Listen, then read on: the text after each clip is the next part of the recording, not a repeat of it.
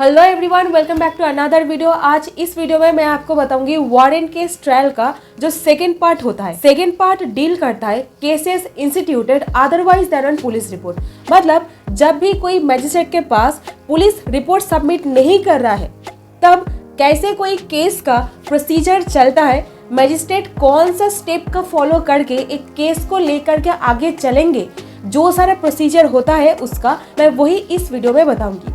और पिछली वीडियो में मैं आपको बता चुकी हूँ दैट मैजिस्ट्रेट कैसे जब कोई पुलिस रिपोर्ट के द्वारा केसेस इंस्टीट्यूट होता है तब कौन सा प्रोसीजर फॉलो करता है, वो मैं ऑलरेडी बता चुकी हूँ। तो आज हम जानेंगे cases instituted otherwise than on police report. So let's get started. तो सबसे पहले पार्ट 2 शुरू होता है सेक्शन 244 से लेकर के सेक्शन 247 तक। और इसी वीडियो में जो तीसरा पार्ट है वारंट केस ट्रायल का चैप्टर 19 का, उसको भी हम ऐड कर देंगे ताकि समझने में आसानी हो जाए। सो यही प्रोसीजर है दोस्तों, यही कोर्ट में फॉलो किया जाता है। ऐसे ही मैजिस्ट्रेट एक केस का ट्रायल कंडक्ट करवाते हैं। तो सपोज ऐसा एक सिचुएशन जहाँ पर कोई भी इन्वेस्टिगेशन पुलिस ऑफिसर के द्वारा नहीं हो रहा है, ठीक है, मतलब पुलिस ऑफिसर कोई रिपोर्ट भी सबमिट नहीं करेंगे, तो वहां पर ट्रायल कैसे चलेगा, ठीक है। तो सबसे पहले केस का ओपनिंग होगा प्रोसिक्यूशन पार्टीज का एविडेंस के साथ। मतलब जो विक्टिम पार्टी है, सरकारी वकील के जो पक्ष है, वो लोग एविडेंस दे करके कोर्ट में आगे बढ़ना चालू करेंगे। तो गाइस यहाँ पर डायरेक्टली प्रोसिक्यूशन पार्टी जो है उनका एविडेंस ले करके मैजिस्ट्रेट केस का ओपनिंग कर देंगे, मतलब शुरुआत कर देंगे, ठीक है। और इसके बाद हो सकता है दो सिचुएशन, ठीक है। मैं बहुत डिटेल में आप लोगों को बताऊंगी, तो आप बहुत ही ध्यान से सुनिएगा, ठीक है। तो नंबर 1, जस्ट इमेजिन कीजिए दैट जो एक्यूज्ड है उनको कोर्ट में लाया गया है। सो एक्यूज्ड को कोर्ट में लाया जा रहा है, वो कोर्ट में आ गया है। और इसके बाद क्या होगा, उनको ला कर ही प्रोसिक्यूशन पार्टी जो है उनका एविडेंसेस लिया जाएगा, ठीक है। अभी दूसरा सिचुएशन, अगर मैजिस्ट्रेट को लगता है कोई विटनेस को बुलाया जाए ट्रायल को अटेंड करवाने के लिए या फिर कोई डॉक्यूमेंट्स को कोर्ट में प्रोड्यूस करने के लिए, तो मैजिस्ट्रेट विटनेस यानी साक्षी को समन्स करके कोर्ट में बुलाएंगे। और ये बताया गया है अंडर क्लॉज 2 ऑफ सेक्शन 244, ठीक है। और अभी पिक्चर में आएगा दूसरा सिचुएशन, और वो क्या है दैट मैजिस्ट्रेट कब ये एक्यूज्ड को डिस्चार्ज कर सकते हैं, ठीक है। और ये बताया गया है सेक्शन 245 सीआरपीसी में। सो सेक्शन 245 ये वेरी इंपॉर्टेंट स्टेज है, ये आपको बहुत अच्छी तरीके से समझना है। यहाँ पर एक बहुत ही इंपॉर्टेंट प्रैक्टिकल क्वेश्चन भी अराइज हो सकता है, दैट इज एक्यूज्ड को कब डिस्चार्ज किया जा सकता है। और दूसरा क्वेश्चन अराइज हो सकता है, एक्यूज्ड को क्या प्रोसिक्यूशन पार्टी जो है उनका एविडेंसेस लेने से पहले डिस्चार्ज किया जा सकता है। मतलब प्रोसिक्यूशन पार्टी कोई एविडेंस दिए ही नहीं अब तक, तब क्या उनको डिस्चार्ज किया जा सकता है। और ये दोनों का आंसर कुछ इस तरीके से आपको समझना है। तो सबसे पहला ग्राउंड या फिर एक जनरल रूल कह सकते हो दैट प्रोसिक्यूशन पार्टी जो है उनका एविडेंसेस लिए बिना किसी को भी डिस्चार्ज नहीं किया जा सकता है। बट सेक्शन 245 क्लॉज 2 सीआरपीसी ये एक exception to the general rule है।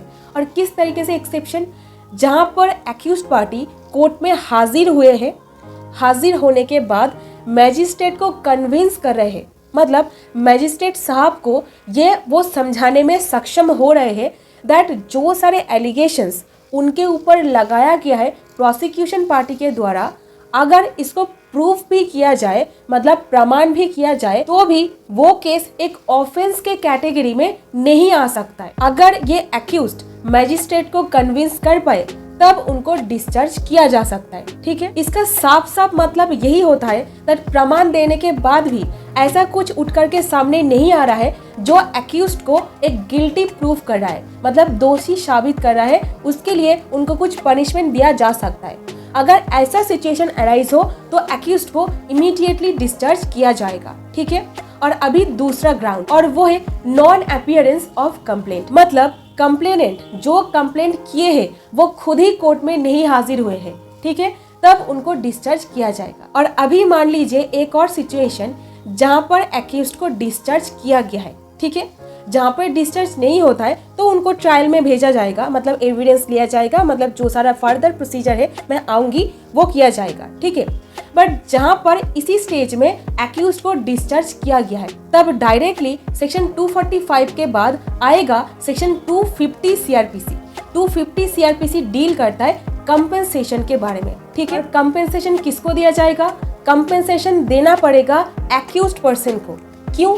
क्योंकि compensation for acquisition without reasonable cause, इसका मतलब बेफालतू के अगर प्रोसिक्यूशन पार्टी कोई एक्विजिशन एक्यूज्ड के ऊपर डाल दिए है, इसके लिए उनको कंपेंसेशन देना पड़ेगा एक्यूज्ड पार्टी को, ठीक है। सो जहां पर कोई रीजनेबल कॉज नहीं है, विदाउट एनी कॉज, कोई ग्राउंड ही नहीं बन रहा है, कोई एक्विजिशन डाल दिया गया है, तब कंपेंसेशन दिया जाएगा, ठीक है। और ये both cases instituted on police report plus police report दोनों पे ही अप्लाई होता है। इवन ये जो सेक्शन है ये समन्स केस पे भी अप्लाई होता है। और अभी मान लीजिए जहां पर एक्यूज को डिस्चार्ज नहीं किया गया है, मतलब जहां पर ऐसा कोई ग्राउंड बन रहा है दैट एक्यूज ने कुछ डेफिनेटली किया है, कोई खिचड़ी पकाया है, इसीलिए इसको ट्रायल करवाना जरूरी है, ठीक है। तो ये सिचुएशन पर सेक्शन 246 अट्रैक्ट हो जाएगा। और ये क्यों? 246 फ्रेमिंग ऑफ चार्जेस के बारे में डील करता है, मतलब मैजिस्ट्रेट चार्ज फ्रेम करने में प्रोसीड कर जाएंगे, ठीक है। और इसी स्टेज में examination, cross examination, re examination, ये सब कुछ कंडक्ट किया जाएगा, ठीक है। और इसके बाद आएगा सेक्शन 247। सेक्शन 247 डील करता है एविडेंसेस फॉर डिफेंस, मतलब वारंट केस में जब कोई instituted otherwise than police report है, डिफेंस पार्टी एविडेंस देता है अंडर सेक्शन 247 पर। और जहां पर पुलिस रिपोर्ट पर केस इंस्टीट्यूट होगा, तब डिफेंस पार्टी एविडेंस देंगे अंडर सेक्शन 243। और इसके बाद आएगा सेक्शन 248। 248 वही सेम डील करता है दैट आइदर कन्विक्शन और एक्विटल। अगर प्रूव हो जाता है तो कन्विक्शन दिया जाएगा, और अगर प्रूफ नहीं होता है तो एक्विटल दिया जाएगा, मतलब बेकसूर खलास किया जाएगा। यहाँ पर भी सेम सेक्शन 248 को सेक्शन 325 एंड 360 के साथ ही पढ़ा जाएगा। एडमोनिशन एंड जो मैजिस्ट्रेट ट्रायल किया है उनका पावर है या फिर नहीं है जो एक्यूज्ड है उनको पनिशमेंट देने का, ये जो मतलब जो पैरामीटर से ये चेक हो रहा है या नहीं, ये देखा जाएगा। और अभी सेक्शन 249 डील करता है जहाँ पर कंप्लेनेंट एब्सेंट है एंड जो ऑफेंस है वो एक कॉग्निजेबल ऑफेंस नहीं है, उसको कंपाउंड किया जा सकता है लॉफुली, इसके बारे में डील करता है, ठीक है। तो इसी के साथ हम लोग पहुंच गए कंक्लूजन ऑफ द ट्रायल पर। इस तरीके से दो टाइप का जो केस है, इंस्टीट्यूटेड ऑन पुलिस रिपोर्ट जो ये वाला वीडियो, और instituted otherwise than police report जो ये वाला वीडियो, ये खत्म हुआ। इस तरीके से वारंट केसेस का सेशंस कोर्ट में ट्रायल खत्म हुआ, ठीक है। तो इस तरीके से एक वारंट केस का ट्रायल कंडक्ट होता है कोर्ट में, ठीक है। तो जब भी आप प्रैक्टिकल फील्ड में उतरोगे तब ये सारे सेक्शंस को प्रॉपर एप्लीकेशन करना आना चाहिए, तभी माना जाएगा दैट आप एक परफेक्ट ट्रायल सीखे हो। मतलब क्रिमिनल लॉयर बनने के लिए आपको ट्रायल सबसे पहले सीखना पड़ेगा, और ट्रायल इस तरीके से ये सारे सेक्शंस को अप्लाई करके आपको सीखना पड़ेगा। तो आई होप आपको ये वीडियो पसंद आया है। और एक सजेशन मैं आपको यहाँ पर देना चाहूँगी, जब मैं अपना कॉलेज डेज में थी और जब सीनियर से बात होता था ऐसे ट्रायल कैसे कंडक्ट किया जाता है या फिर नहीं, तब मैं एक फ्लिप कॉपी बनाती थी, ठीक है।